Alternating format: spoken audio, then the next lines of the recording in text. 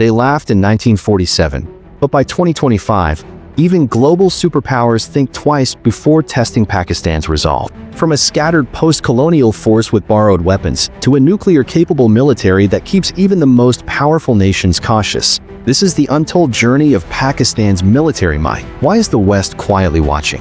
What transformed Pakistan into a force of steel? This isn't just a story, it's a revelation. Birth of a force, 1947 to 1971. From broken beginnings to strategic awakening. In 1947, as the dust of partition settled and Pakistan emerged as a newborn state, the challenge was not just governance, it was survival. The military inherited only a fraction of the British Indian Army's infrastructure. Out of 60,000 officers, merely a few thousand chose to serve Pakistan. Ammunition was scarce, bases were minimal, and India withheld military equipment. Pakistan faced its first war in Kashmir almost immediately, unprepared and outgunned. But this adversity bred urgency. Under the leadership of General Ayub Khan, Pakistan began its first wave of military modernization. In the 1950s, the country aligned itself with the United States under the SEATO and CINTO treaties, gaining access to American arms and training. This was a strategic decision, a small nation using Cold War geopolitics to arm itself. The 1965 war with India over Kashmir was brutal and inconclusive, but it tested Pakistan's Air Force, which surprised the world with its agility and precision. The Pakistan Air Force, PAF, with you, supplied F-86 Sabres, managed to challenge India's far larger forces. However, the 1971 war marked a devastating blow. The secession of East Pakistan and birth of Bangladesh. It was a lesson in political failure and military miscalculation. But from that devastation emerged a critical pivot. Pakistan would never again allow itself to be so vulnerable. The nuclear leap and tactical rise. 1974 to 2000.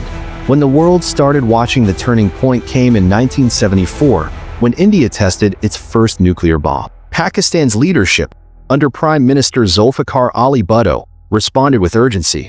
We will eat grass, but we will build the bomb. That wasn't just rhetoric. Over the next 2 decades, Pakistan developed a covert yet focused nuclear program, led by figures like Dr. Abdul Qadir Khan. By 1998, Pakistan shocked the world by conducting 6 nuclear tests in response to India's Pokhran II tests. The balance of power had changed forever. The creation of a credible nuclear deterrent shifted the regional equation. Pakistan was now untouchable in conventional warfare, but the military didn't stop there. The Inter-Services Intelligence, ISI, became a global player during the Afghan-Soviet War, 1979 to 1989, where Pakistan played a frontline role as the CIA's partner in Operation Cyclone. The military and ISI gained funding, influence, and battlefield experience, all while keeping the homeland relatively secure. In the 1999 Kargil conflict, Pakistan once again demonstrated its ability to disrupt Indian positions. Although under global diplomatic pressure, it had to pull back.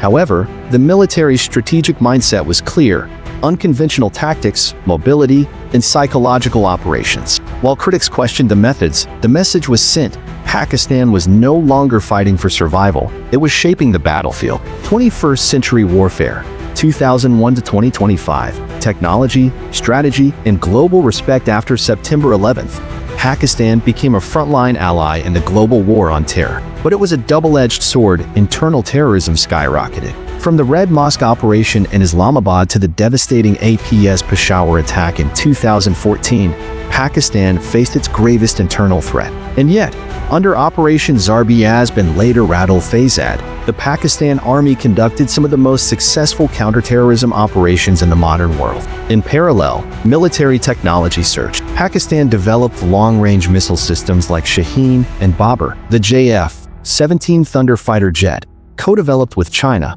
gave the Air Force a powerful, indigenous aircraft that rivaled many Western models at a fraction of the cost. In 2019, during the Balakot standoff, Pakistan shot down 2 Indian fighter jets in retaliation, a moment that proved its modern combat readiness. Now in 2025, the Pakistani military operates under a hybrid warfare doctrine combining cyber, psychological, nuclear, and conventional capabilities. Its Special Service Group, SSG, is ranked among the top 10 elite forces globally. Satellite intelligence, drone programs, and defense exports are booming. It's not just India that watches cautiously. Regional players like Iran and even global powers like the U.S. now engage Pakistan with strategic delicacy. Pakistan has become a silent deterrent, a disciplined force forged by necessity, not aggression. From partition to power, Pakistan's military didn't just rise, it evolved. It became a symbol of resilience, intelligence, and strategy. But with great power must come great responsibility.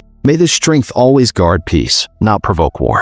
This is Legacy of History Vault, your time machine into the most powerful moments in history. Backhand index pointing right. Like. Comment your thoughts, share this story, and hit subscribe for more truth that textbooks ignore.